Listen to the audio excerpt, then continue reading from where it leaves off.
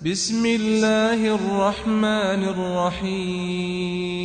قرآني نبض حياتي، قرآني طهر ذاتي، قرآني عصمة أمري، قرآني طوق نجاتي. قرآني نبض حياتي، قرآني طهر ذاتي، قرآني عصمة أمري، قرآني طوق نجاتي. آيات الله حمتني، غمرتني بالبركات، تحفظني من همزات الشيطان ومن زلاتي. آيات الله حمتني، غمرتني بالبركات، تحفظني من همزات الشيطان ومن زلاتي. أعوذ بالله من الشيطان الرجيم. بسم الله الرحمن الرحيم. الحمد لله رب العالمين، وبه نستعين، ولا حول ولا قوة إلا بالله العلي العظيم،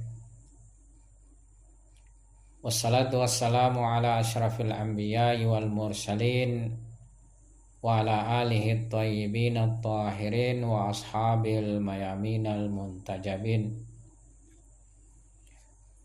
Alhamdulillah, pada malam hari ini kembali kita bersama-sama dalam ruang Zoom ini untuk melanjutkan kita punya kajian kitab Adab-adab Salat karya Imam Khomeini rahmatullah alaih. Setelah kita liburkan, kita mulai lagi insyaallah mengaktifkan kajian kita ini. Pada malam ini kita akan membahas pasal 8 tentang kehadiran kalbu, hudure kalb. Salah satu yang sangat penting di dalam ibadah kalbiyah, baik itu zikir, baca Al-Quran, doa, dan tentunya yang sangat penting adalah salat, adalah kehadiran kalbu. Kehadiran kalbu sendiri merupakan kunci daripada kesempurnaan. Yang kalau ibadah tanpa kehadiran kalbu, maka ibadah itu bukanlah ibadah kejiwaan serta ibadah dalam dimensi ruh atau ma'nawiyah. Kehadiran kalbu ini di samping tadi sebagai kunci untuk mendapatkan kesempurnaan, juga merupakan pintu dari pintu-pintu meraih kebahagiaan. Dan terkait masalah ini banyak hadis serta riwayat yang menjelaskannya, yang nanti di bab ke-9 atau pasal ke-9 Imam Khomeini rahmatullah alaih akan banyak membawakan riwayat-riwayat terkait permasalahan ini. Beliau sendiri di dalam kitab ini menyinggung bahwa permasalahan kehadiran kalbu ini beliau bahas secara luas di dalam risalah Sirrus Salah. Ya, jadi ada juga karya beliau Sirrus Salah. Sirrus Salah bisa disebut sebagai kelengkapan dan kelanjutan daripada kitab adab-adab salah ini. Sirrus Salah lebih memiliki kandungan dan muatan yang dalam. Beliau juga menyinggung bahwa permasalahan kehadiran kalbu beliau muat di dalam kitabnya Al-Arba'in atau Syarah 40 hadis, Syarh Cehel hadis, di mana beliau di dalam kitab tersebut sebagaimana judulnya yaitu Syarah Cehel hadis, yakni mensyarah 40 hadis. Dan di dalam mukaddimah kitab tersebut saya juga pernah membawakan beberapa pasal daripada buku ini, yaitu Syarah Cehel hadis, menyinggung bahwasanya terdapat riwayat dari Nabi Shallallahu Alaihi Wasallam, yaitu man hafiza ala ummati arba'ina hadithan yantafi'una biha ba'athahu Allahu yaumal qiyamah faqihan aliman. Artinya barang siapa yang menghafal dari umatku 40 hadis, lantas mereka mengambil manfaat dengannya, masyarakat mengambil manfaat dengannya, maka Allah akan membangkitkan para hari kiamat dalam keadaan faqih serta alim. Nah, dalam pembahasan kita ini beliau menyinggung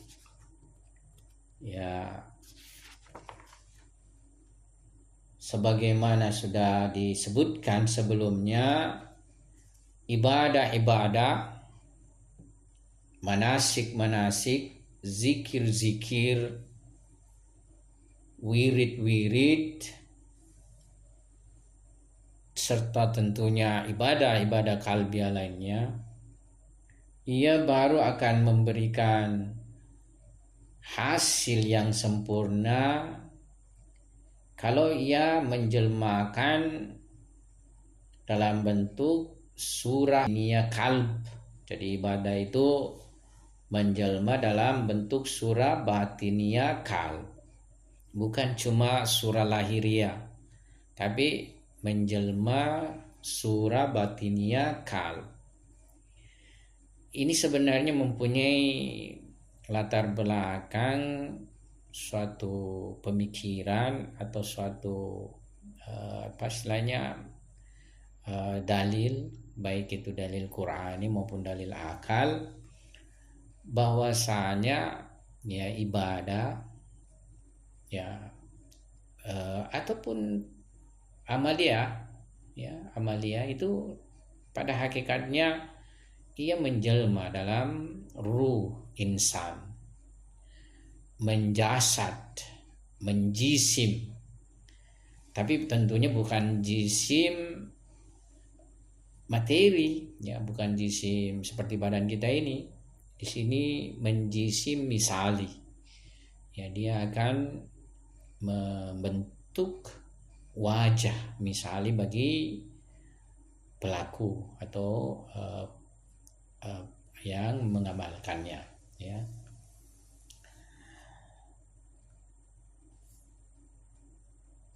dan ia nanti menjadi batin zat insan, akan menjadi batin zat insan. Dan kalbu manusia itu akan mengambil bentuk atau surah ubudiyah dengan amaliyah tersebut. Jadi dia akan membentuk surah ubudiyah, Nah, dia akan menjelma nanti pada ruh kita. Juga sudah kita singgung bahwa rahasia-rahasia dan faedah-faedah ibadah salah satu ya yang akan menjadikan irada nafs kuat dan akan menjadi berkuasa atas nafs tabiat. Ya, jadi kita ini kan memiliki nafs tabiat. Ya, di atas nafs tabiat ini ada nafs batinia. Nafs tabiat kita ini ya bisa disebut sebagai potensi yang terdapat pada lahiriah kita ini, termasuk penginderaan kita. Ya. Dia nanti akan berkuasa atas nafs tabiat. Ya. Serta kekuatan tabiat ini akan tertundukkan di bawah kekuatan dan kekuasaan nafs, ya. Sehingga irada nafs malakuti, irada nafs batini itu akan berpengaruh dan memegang kepemimpinan terhadap malak badan, ya, yakni kerajaan badan atau kekuasaan badan, ya, dalam bentuk nanti sebagaimana ya malaikat, ya, malaikat Allah ya dinisbahkan kepada hak subhanahu wa ta'ala.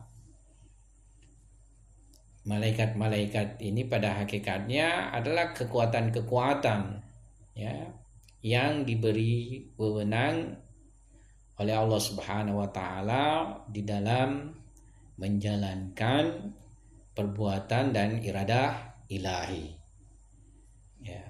Jadi kita akan mendapatkan bahwa setiap misalnya fenomena di alam tabiat ini dikawal oleh malaikat, ya, dikawal oleh malaikat. Makanya ada malaikat hujan, ya, yang di dalam kejadian alam tabiat ini ada malaikat yang menjalankan semua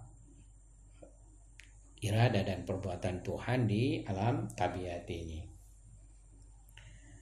Jadi dia nanti akan seperti kekuatan, ya. Jadi kekuatan ini akan seperti malaikat Allah dinisbahkan dengan hak subhanahu wa ta'ala. Ya, yang mana sebagaimana kita ketahui bahwa para malaikat ilahi itu tidak pernah durhaka kepada Tuhan, tidak pernah melakukan perbuatan yang melanggar daripada irada Allah subhanahu wa ta'ala.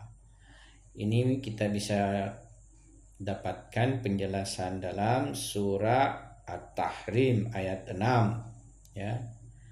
La ya'sunallaha ma amarahum wa yaf'aluna ma yu'marun. Para malaikat itu tidak maksiat, tidak durhaka pada Allah terhadap apa yang Allah perintahkan pada mereka, dan mereka mengerjakan apa yang diperintahkan. Wa yaf'aluna ma yu'marun, ya. Kalau kita punya kekuatan tabiat ini tidak tunduk di bawah kekuasaan irada batin, irada malakuti, ya tentunya dia tidak bisa dibawa pada ketaatan. Ya, dia tidak tidak bisa dibawa pada ketaatan terhadap irada batin. Di mana irada batin nanti ini yang akan membawanya kepada irada ilahiyah, ya. Karena itu indera kita misalnya ya melanggar, kekuatan tabiat kita ini melanggar, karena ia tidak ditundukkan oleh irada malakuti, irada batinia.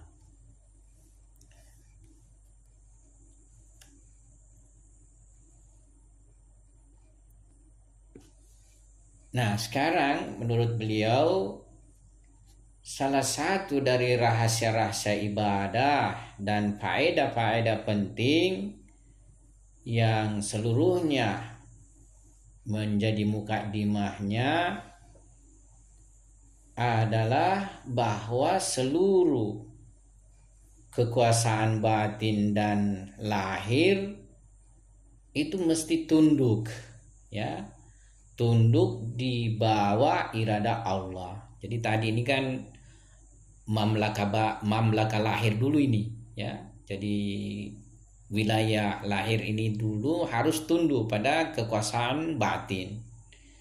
Nah, selanjutnya kedua wilayah ini, yaitu wilayah lahir dan wilayah batin, itu sebenarnya merupakan mukadimah, ya, untuk tunduk di bawah irada Allah, sehingga ia bergerak, ya, dengan penggeraknya Allah, ya. Jadi dia bergerak dengan perantara penggerak Allah, ya. Serta kekuatan malakutiyah dan kekuatan mulkiyah, malakutiyah dan mulkiyah. Kalau malakutiyah itu adalah batin, sedangkan mulkiyah itu adalah lahir. Jadi kekuatan malakutiyah dan mulkiyah nafs, ya, itu menjadi tentara-tentara Allah, ya, menjadi tentara-tentara Allah. Semuanya dinisbahkan kepada hak subhanahu wa ta'ala, ya, mendapatkan kedudukan sebagai malaikat Allah. Jadi sebenarnya pada tahap perjalanan tertentu kita ini ingin mencapai tingkatan sebagaimana malaikat, ya, sebagaimana malaikat-malaikat Tuhan. Jadi baik itu potensi lahir kita maupun potensi batin kita ini pada tahap, ya, pada tahap tertentu itu kita akan bawa dia setara dengan kedudukan malaikat Tuhan, ya. Dan ini sendiri merupakan salah satu dari tingkatan-tingkatan rendah fana kekuatan dan irada, ya. Jadi ini masih merupakan tingkatan-tingkatan rendah fana, kekuatan dan irada pada irada hak subhanahu wa ta'ala. Jadi kalau fana sendiri kan terbagi 3 tingkatan pokoknya, ya. Ada fana irada, fana perbuatan, ada fana sifat, dan ada fana zat. Tentu di dalam fana perbuatan sendiri terdapat tingkatan-tingkatan, ya, sampai misalnya mencapai pada puncak tingkatan perbuatan baru akan mendapati fana pada sifat. Fana pada sifat juga, ya, mempunyai tingkatan-tingkatan kesempurnaan. Makanya pada fase kedua, ya, pada safar kedua, yaitu perjalanan pada Tuhan. Nah, di sini perjalanan dalam nama-nama dan sifat-sifat ilahi. Jadi seorang salik di dalam tahapan safarnya atau perjalanan keduanya melakukan perjalanan untuk meraih nama-nama dan sifat kenaan hak subhanahu wa ta'ala, ya. Dan ini tentu sangatlah perjalanan yang istilahnya panjang sekali bagi seorang salik. karena nama-nama dan sifat-sifat Tuhan sedemikian bisa disebut tak terhingga. Jadi boleh jadi perjalanan ini bisa dikatakan tak terbatas, ya.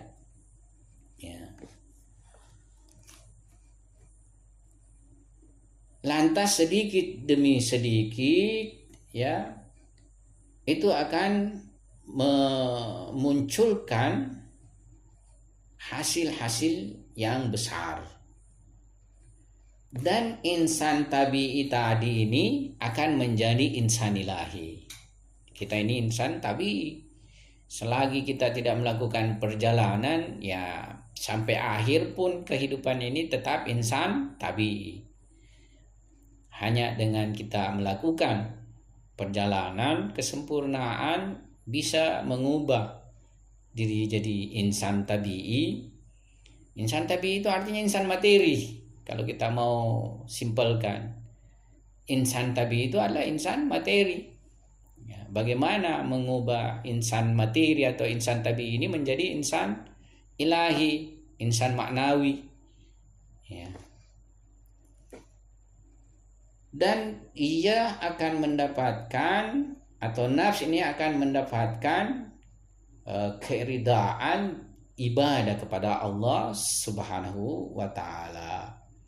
Ya, dalam kondisi inilah baru seorang itu bisa mengusir atau mengeluarkan tentara iblis, ya, serta mengalahkan tentara iblis dan menjadikan tentara iblis itu musnah pada dirinya, ya. Saat itulah maka kalbu dan kekuatannya atau kalbu dan potensinya itu menyerah secara totalitas kepada hak Subhanahu wa Ta'ala. Dan penyerahan itu akan terjelma terhadap tingkatan-tingkatan batin. Jadi nanti akan istilahnya menjelma, menampak pada sebahagian tingkatan-tingkatan batin. Hasil dari penyerahan iradah kepada hak Subhanahu wa Ta'ala ini itu nanti akan semakin jelmaannya itu besar, ya, di akhirat, ya, di akhirat. Di dunia ini pun sebenarnya akan terjelma. Makanya kita akan melihat sebagian wali-wali ilahi menampakkan penjelmaan-penjelmaan dari apa yang mereka peroleh tersebut. Tapi kan tidak sedemikian menjelma, ya. Sewaktu-waktu misalnya ada wali Tuhan ingin sesuatu akan terjelma, dia bisa jelmakan, ya. Hasrat Maryam salamullah alaiha menjelmakan, ya, makanan, di mana makanan tersebut, ya, tidak disediakan oleh Nabi Zakaria. Kan di dalam ayat suci Al-Quran itu dijelaskan, ya, Nabi Zakaria masuk ke tempat hasrat Maryam, dia menemui, ya, di situ terdapat makanan, di mana makanan tersebut itu bukan beliau yang menyediakannya, ya. Dari mana? Nah, itu hasil daripada kesempurnaan nafsnya hasrat Maryam yang menjelmakan, ya, menjelmakan makanan tersebut, ya. Jadi hasil dari penyerahan iradah hamba ini kepada hak itu nanti di hari akhirat, ya, akan menjelma lebih besar, ya, di mana hak Subhanahu wa Ta'ala menjadikan iradah hamba ini, ya, menjadikan iradah hamba ini di alam-alam gaib berpengaruh, ya, menjadikan iradah ini di alam gaib berpengaruh. Jadi sebenarnya fenomena alam ini, ya, itu bukan semata-mata berjalan dengan alam tabiat saja, ya. Tapi ada pengaruh irada hamba-hamba pilihan Tuhan. Ya, makanya kadang riwayat menjelaskan kalau mati seorang ulama itu keberkahan itu akan hilang. Ada keberkahan akan hilang kecuali kalau sudah ada yang menggantikannya. Ya kan, seperti itu. Ya. Kalau imam meninggal harus ada menggantikannya.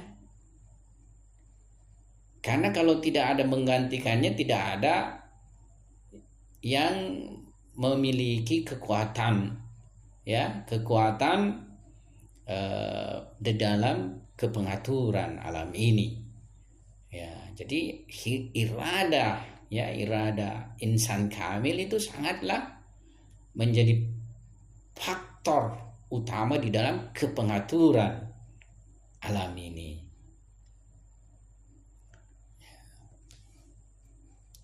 Dan Tuhan akan menjadikan ia sebagai masalul a'la. Ya, menjadikannya sebagai masalul a'la.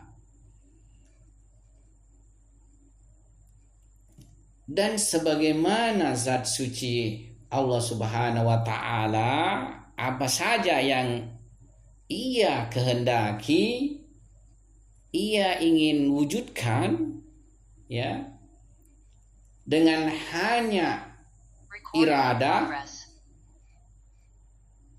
dengan hanya lewat iradahnya, ya, maka maujud. Dalam ayat suci dijelaskan, idza arada syai'an ayyakuna lahu kun fayakun. yakni perbuatan ilahi itu adalah perbuatan dengan kun fayakun. Sang hamba juga ketika sudah iradahnya ini, ya, ternisbah kepada irada Tuhan, maka irada hamba ini juga akan menjadi demikian, ya. Dalam artian irada hamba juga ini nanti akan kun fayakun, ya. Jadi sebagaimana irada Tuhan, ayat suci Al-Quran jelaskan kan, idza arada syai'an ayyakula lahu kun fayakun. Kun fayakun. Ya. Nah, irada sang hamba ini yang sudah larut di dalam irada ilahi, jika juga menginginkan sesuatu, keinginannya itu akan terwujud dengan kun fayakun, ya, seperti itu. Nah, ini sebagaimana dijelaskan oleh sebahagian ahli ma'rifat. Jadi seperti kita misalnya tadi sudah singgung Hazrat Maryam. Hazrat Maryam kalau ingin sesuatu tidak perlu misalnya menyediakan bahan-bahannya, mengolahnya, tapi cukup iradahnya saja, kun fayakun, terjelmalah, ya, di hadapannya. Para anbiya juga punya kemampuan seperti itu. Sebagian wali-wali ilahi menunjukkan, ya, demikian. Ya. Cuma ya mereka ini berbuat dengan izin Tuhan. Jadi mekanisme di alam tabiat ini kan, yaitu hukum-hukum tabiat mesti berjalan. Makanya jangan heran seorang nabi kalau sakit pun dia mencari pengobatan terlebih dahulu juga dengan obat-obat alam tabiat ini. Di samping tentunya ada aspek maknawiyah, ya, ada dimensi metafisis di dalam pengobatannya. Jadi tidak dia lantas kun fayakunkan saja, ya, tapi mesti dia juga melakukan, ya, sesuatu yang sinkron dengan alam tabiat ini. Karena kalau seseorang misalnya diberi kekuatan metafisis dan selalu melanggar alam tabiat ini sebenarnya juga ada dimensi dia tidak menghargai hukum tabiatnya Tuhan. Ya, kecuali kalau dengan izin Tuhan. Misalnya dia bisa mendatangkan hujan. Ya, dia datangkan saja hujan. Sementara boleh jadi masyarakat ketika itu tidak butuh hujan. Kan begitu. Atau misalnya hujan mau datang, dia cegah hujan. Padahal masyarakat butuh hujan.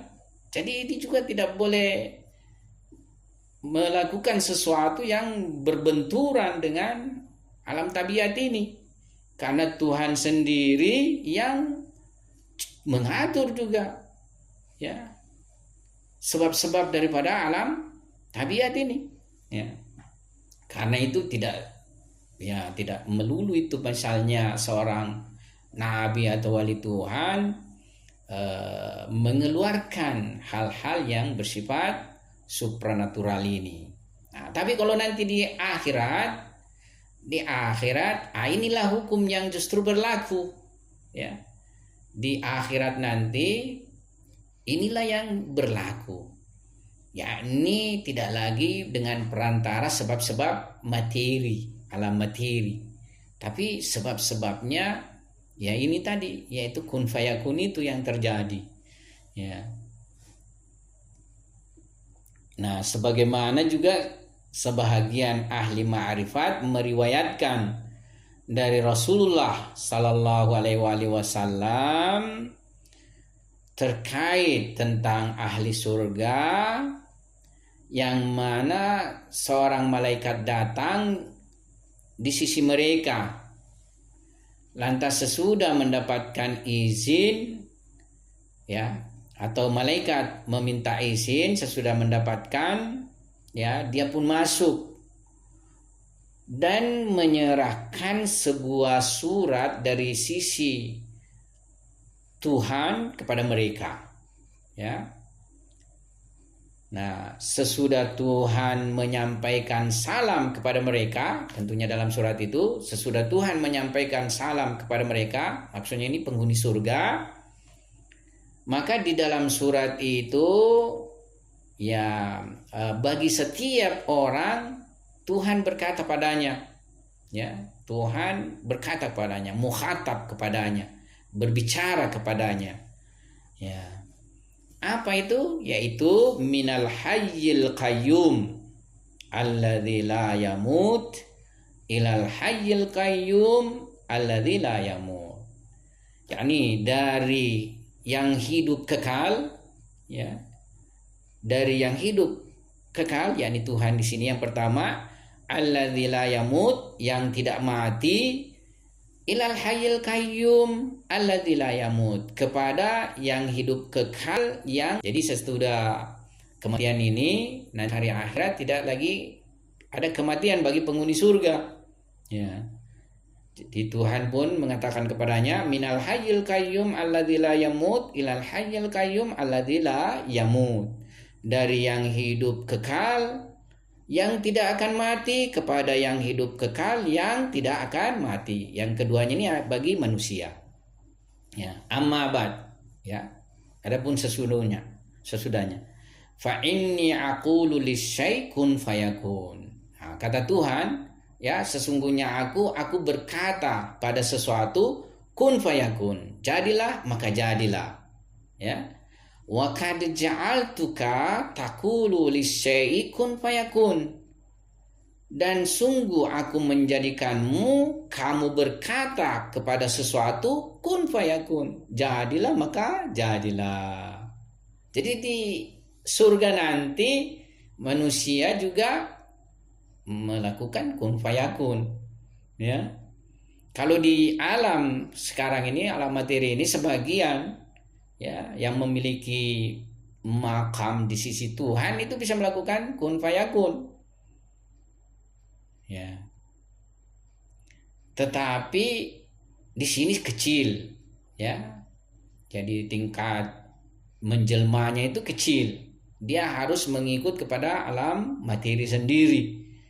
Misalnya mau mendapatkan makanan harus masak, mau misalnya mendapatkan buah tertentu, ya tanam dulu, tumbuh dulu, baru berbuah.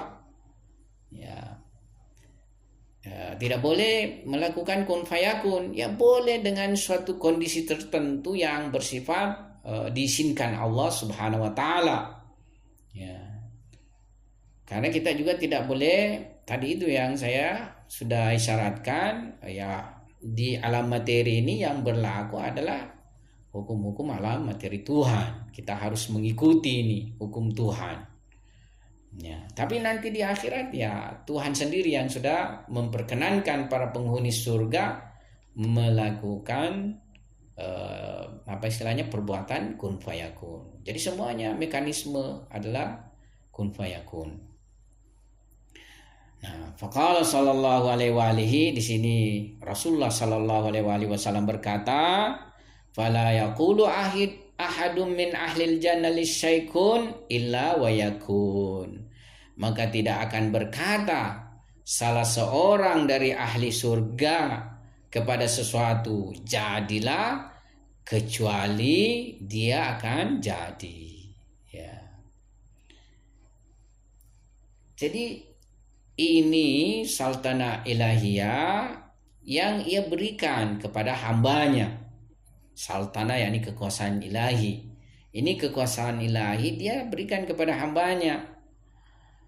Dalam berhadapan sang hamba itu meninggalkan iradahnya dan meninggalkan sultanah hawa nafsunya, ya, meninggalkan kekuasaan hawa nafsunya dan meninggalkan ketaatannya kepada iblis serta tentara iblis. Ya. Jadi kita bisa capai itu kalau kita menyerahkan ini, kita punya irada diri sendiri, yaitu meninggalkan, ya maksudnya meninggalkan irada diri sendiri, meninggalkan irada kekuasaan hawa nafsu dan ketaatan iblis serta kepada tentara iblis. Jadi kalau kita tidak istilahnya lakukan ini, kita masih mengikuti ya irada diri, mengikuti irada hawa nafsu dan mengikuti iblis serta bala tentaranya, ya tidak akan tercapai, ya tidak akan tercapai makam kun fayakun tersebut, ya, dan tidak akan diperoleh hasil yang kita sudah singgung itu kecuali, di sini pentingnya, dan tidak akan diperoleh apa yang tadi sudah kita singgung ini semua kecuali dengan kehadiran kalbu, ya. Jadi pada hakikatnya ibadah yang diterima Tuhan, ibadah yang makbul itu ibadah dengan kehadiran kalbu. Dalam riwayat pernah kita singgung, jadi seukuran di dalam salat kehadiran kalbu, seukuran itu yang makbul. Ya, saya diri saya sendiri. Jadi salat banyak yang lalai dilakukan, hanya sedikit saja berarti diterima. Karena sedikit saja yang boleh jadi ya ada kehadiran kalbunya. Sisanya itu adalah kelalaian, kealpaan daripada kalbu. Ya. Dan apabila kalbu pada saat ibadah lalai, maka dia tidak akan mendapatkan ya ibadah yang hakiki. Dia tidak akan mendapatkan ibadahnya menjadi sesuatu yang hakiki. Ya. Dan ibadahnya seperti saja bermain. Ya. Bahasa versinya di sini syebhelahu wabozi as lahwun walaibun, kalau Quran bahasanya kan lahwun walaibun, senda gurau dan permainan. Jadi ibadahnya seperti bermain-main saja, ya. Dan ibadah demikian ini itu sama sekali tidak mempunyai pengaruh terhadap nafs. Dan ibadah dari bentuk lahir tidak pernah akan beranjak kepada batin dan malakut. Sebagaimana diisyaratkan makna ini dalam akhbar, maksudnya riwayat. Dan kekuatan nafs dengan ibadah demikian ini tidak akan membuat nafs berserah diri, ya, sehingga dia tidak akan terjelma kekuatan nafs atas mereka.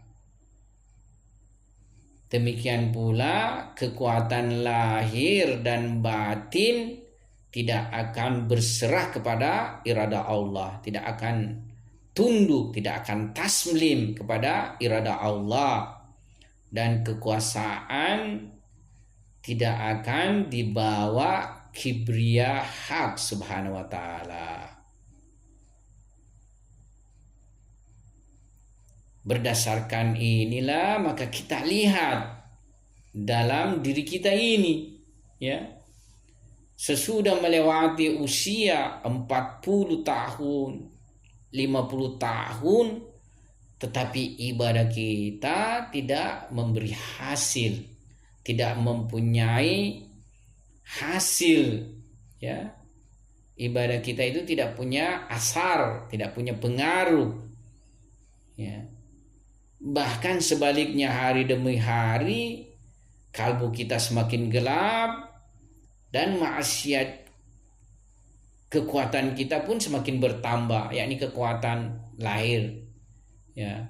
Kekuatan yang ada pada nafs kita pun semakin bertambah maksiatnya, ya. Detik demi detik semakin cenderung kita kepada tabiat, ya. Dan semakin cenderung ketaatan kita kepada hawa nafsu kita, ya, dan menambah was-was syaitania pada diri kita. Ini tidak lain dikarenakan ibadah-ibadah kita itu adalah ibadah tanpa inti, tanpa makna, ya. Ibadah kita itu tidak memenuhi syarat-syarat batiniah dan tidak teramalkan dengan adab-adab kalbiyah. Sebab kalau dia, ya, memenuhi ini semua sebagaimana nas, ya, artinya teks nas yang jelas, yang pasti dari ayat suci ilahi menjelaskan bahwasanya salat itu mencegah dari perbuatan keji dan mungkar. Inna salata tanha anil fahsyai wal mungkar, ya. Jadi jangan berpikir, jangan berwaham, jangan berkhayal bahwasanya misalnya saya ini melakukan maksiat salat tonjak, ya, seolah-olah bisa mencampurkan antara maksiat dengan ibadah, dengan salat, ya. Jangan berpikir seperti itu waham, khayal, ya. Sebagian orang mungkin ada berpikir seperti itu, ya. Dia berbuat dosa juga, melakukan perbuatan-perbuatan yang dilarang Tuhan juga, lantas juga berkhayal saya kan salat juga, ya. Dibanding salatku ini lebih besar nilainya ketimbang yang saya lakukan pelanggaran ini. Itu waham, itu khayal, ya.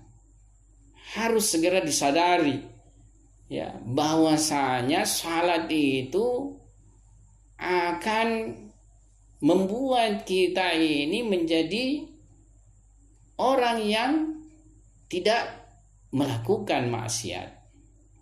Karena ini nas, ayat suci Al-Quran. Tidak ada yang di tangan kaum muslimin yang paling harus diyakini dan istilahnya tidak ada keraguan terhadapnya, yaitu ayat suci Al-Quran. Karena dia mutawatir, dia nas. Ya. Jadi kalau ayat suci Al-Quran mengatakan inna salata, sesungguhnya salat, tanha anil fahsyai wal munkar, dia mencegah dari fahsya dan mungkar, niscaya salat yang dilakukan seorang mukmin yang makbul, yang diterima Tuhan, akan menjadi penghalang bagi dirinya dalam berbuat keji dan mungkar. Jadi kalau kita masih berbuat keji dan mungkar, pertanyakan salat kita. Maaf saja, kalau ada saudari-saudariku tidak memperbaiki hijabnya karena menyengaja, itu masih berbuat keji dan mungkar. Tinjau salatnya kembali. Ya, tinjau salatnya kembali. Jaminan Tuhan. Kalau ada laki-laki kita ini salat tapi tidak menjaga pandangan tak, melihat hal yang diharamkan Tuhan, pertanyakan kembali salat tak. Karena itu ya, salat mencegah perbuatan keji dan mungkar. Seorang arif, ya, guru para arif, guru para urafa, gurunya Allama Tabatabai, gurunya Ayatollah Bahjat, gurunya para urafa-urafa besar, yaitu Ayatollah Qadhi Tabatabai. Sedemikian itu dia punya kekuatan lahir ini sudah tunduk kepada kekuatan ilahiyah. Jadi matanya itu kalau misalnya akan melihat yang non mahram, langsung dia tertutup, tidak melihatnya. Ya, itu luar biasa karena iradanya sudah tunduk pada irada ilahiyah. Jadi tidak perlu dia tutup matanya, dia tertutup sendiri. Ya.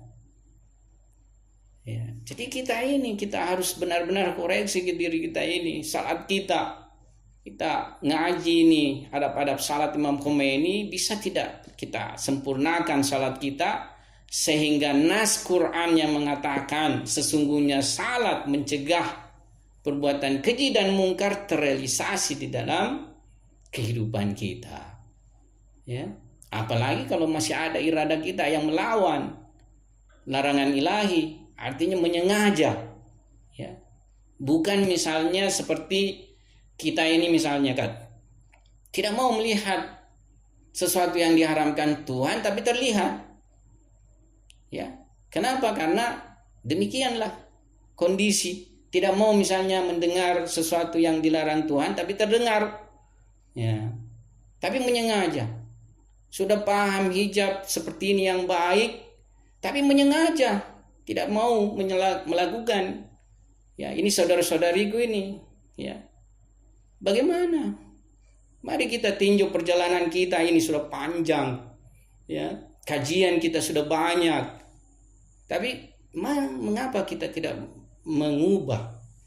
Bukan itu Wahabi kalau memperbaiki hijabnya. Jangan berpikir misalnya tasayub berlawanan dengan hijab yang misalnya Wahabi lakukan.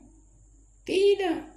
Jadi ada kesamaan menjalankan hukum ilahi di sini, hijab yang baik. Ya. Fenomena yang saya lihat sekarang ini seolah-olah ada dalam psikologi.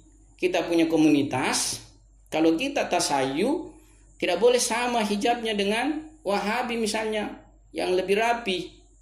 Tidak seperti itu. Pergi di Iran, lihat masyarakat Iran yang Syiah sejak lahir dan berpaham agama yang baik, hijabnya lebih daripada hijab Wahabi itu, ya.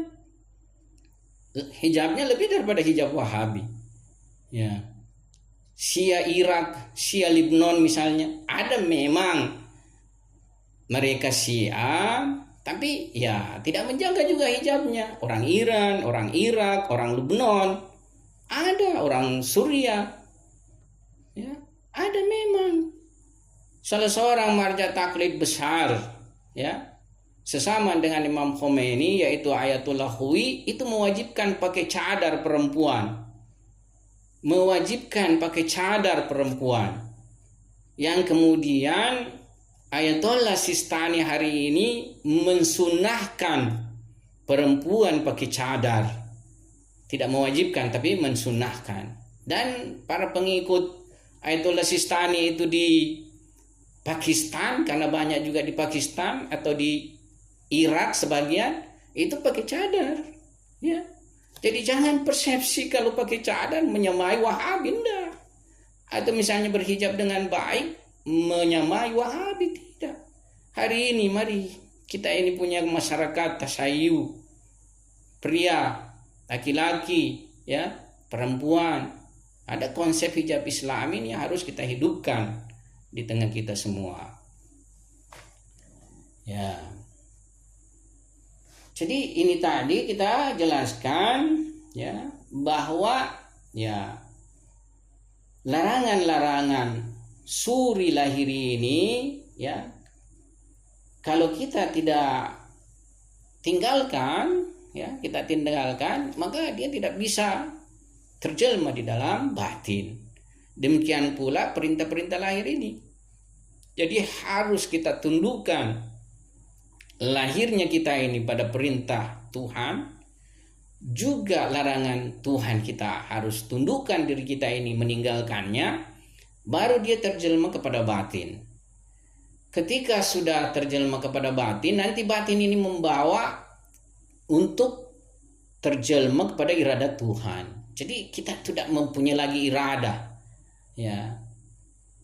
Kalau kita mau memahami tauhid perbuatan itu, yakni seluruh nanti perbuatan kita ini terserahkan kepada perbuatan Tuhan. Yakni dengan syariat kita menyerahkan semua perbuatan ini kepada perbuatan Tuhan.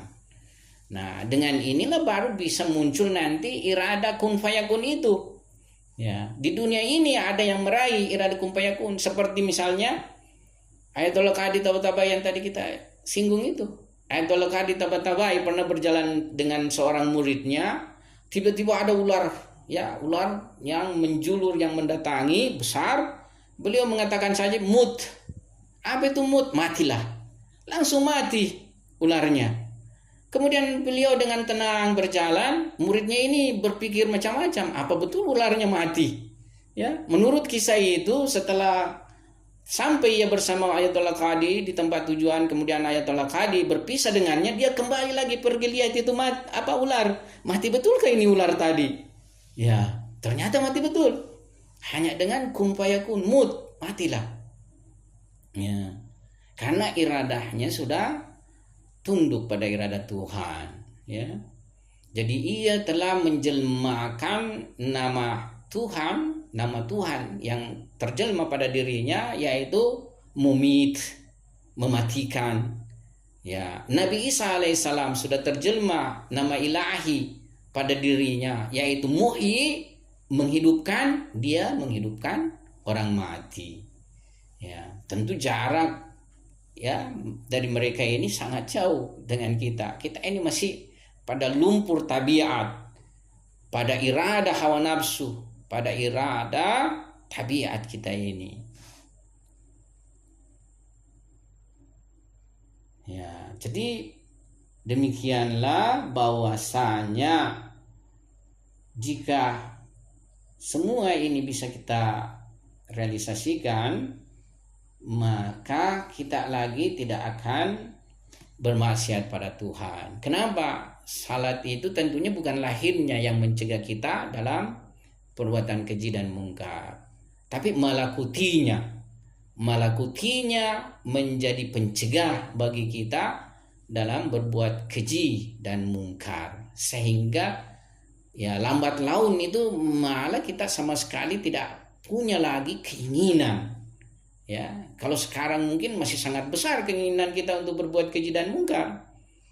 Tapi kalau perlahan-lahan salat kita makbul, diterima Tuhan, itu nanti perlahan-lahan akan hilang itu keinginan untuk berbuat keji dan mungkar, dan pada tingkat yang tentunya lebih tinggi lagi sudah sama sekali tidak ada pengaruh, ya, pengaruh duniawi, pengaruh materi terhadap dirinya. Saya kira ini yang saya bisa sampaikan pada malam hari ini.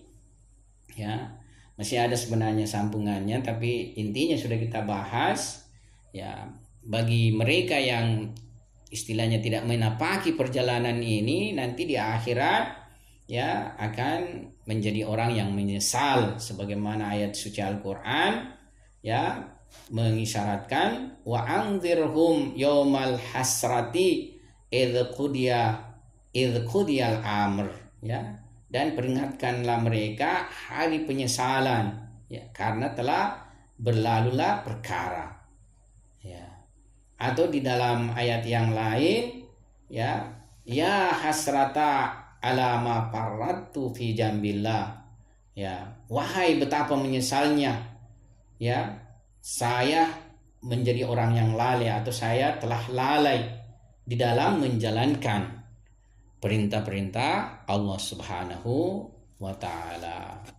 Sekian, wabillahi taufiq wal hidayah. Assalamualaikum warahmatullahi wabarakatuh. قرآني طهر ذاتي قرآني عصمة أمري قرآني طوق نجاتي